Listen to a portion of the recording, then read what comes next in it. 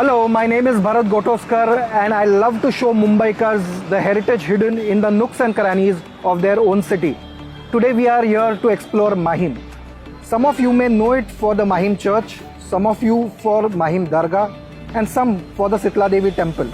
But for most people in the city, Mahim is just another railway station. So would you believe me if I told you that had the British and the Portuguese not come to Mumbai, this would have been the most important part of the city. Let's travel back in time to the 13th century. At that time, Mumbai wasn't a city, it was just a group of islands. This H-shaped island was the island of Mumbai, or Bombay as the British called it. And this island was the island of Mahim. Legend says that when Alauddin Khilji invaded Devgiri, a Yadav prince named Bhimdev fled here and established his capital on this island and named it Mahikawati. So Mahikawati became Mahi for short, and later the Portuguese and the British called it Mahim. And hidden from the sight of this city, down this lane are some remnants from the time of Raja Bhimdev. This historic spot, long abandoned and neglected, is finally getting its due, as the Maharashtra government and the BMC are working towards making it once again a spot of interest to both residents as well as tourists. And right besides me is the Mahim fort. Historians tell us that it was captured by the Portuguese about 5 centuries ago from the Sultan of Gujarat, and though records before that are not available, it was probably built by Raja Bhimdev. The fort is at a very strategic location. It was guarding the Mahim Creek. What is so important about the Mahim Creek, you may ask? Well, 800 years ago, this was an entrance to something very important. Since the British came to Mumbai, the entrance of Mumbai harbour has been Colaba. And before that, the entrance of the harbour was right here.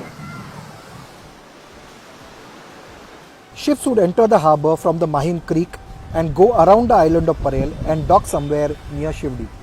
Some more evidences of this period in Mahim's history can be found at the Mahim police station, which is just behind this fort. In course of time, the fort and the island came under the rule of Sultan of Gujarat, but the importance of Mahim did not diminish. On the other side of the fort is the Dargah of Makhdoom Ali Mahimi. Makhdoom Ali was a Muslim saint and a scholar from that era. Around the Dargah would have been one of the oldest urban settlements on the islands of Mumbai, the Kasbah of Mahim. Some parts around here still give you the feel of a medieval coastal town rather than a modern city. About 5 centuries ago, this very fort was attacked by the Portuguese, and finally the whole island was captured from the Sultan of Gujarat and established the first Catholic church on the islands of Mumbai, St. Michael Church. Of course, the earlier church building looked very different from the present one. But from here on, Mahim started to decline. The Portuguese controlled a long strip of coast from the south of Gujarat to just south of Mumbai, and Vasai became the capital of these northern territories. In 1661, the Portuguese handed over the 7 islands of Mumbai to the English in a dowry deal. And as the English started developing the town of Bombay or Mumbai to the south, Mahim was further eclipsed. Under the British, Mahim became a port for bamboos and sand. Ships no longer bring bamboos here, but the bamboo traders continue to do business here. Even a small customs outpost from those days continues to survive. This used to be the northernmost edge of the Mahim island. If you wish to travel to Bandra across the creek, you would have to take a ferry from here till about 2 centuries ago. But when a few boats capsized during a monsoon storm, a road bridge called Mahim Causeway was constructed to connect the 2 islands, which is the road right behind me. You can still see some signs of the causeway from those days in Mahim. As the city of Mumbai began to develop and expand, Mahim became an insignificant part of the city. Its great history completely forgotten. But now efforts are on to revive the interest in its past. Let's have a look. Just few months ago, where I am standing used to be a garbage dump. The BMC has removed tons of garbage from here and replaced it with fresh sand to create a new public beach and a garden. In my view, the biggest attraction on the site is the 360-degree watchtower that you see right behind me. From here, you can see Worli, the Sea Link, Bandra, Mahim and the Mahim Bay. The neglected beach behind me is going to be cleaned up and is going to be refurbished with new sand. A trash boom is proposed to be installed at the mouth of the Mitti River to collect plastic waste. Once that is ready, it will be the first plastic-free beach in Mumbai.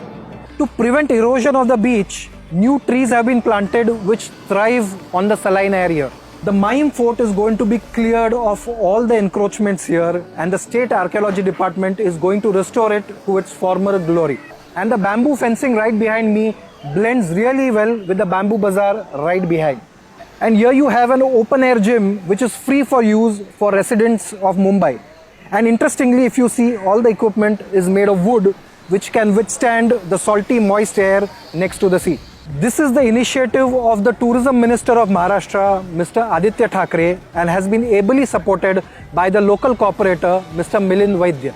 Once again, people will be flocking to Mahim not as invaders or as traders, but as residents and as tourists.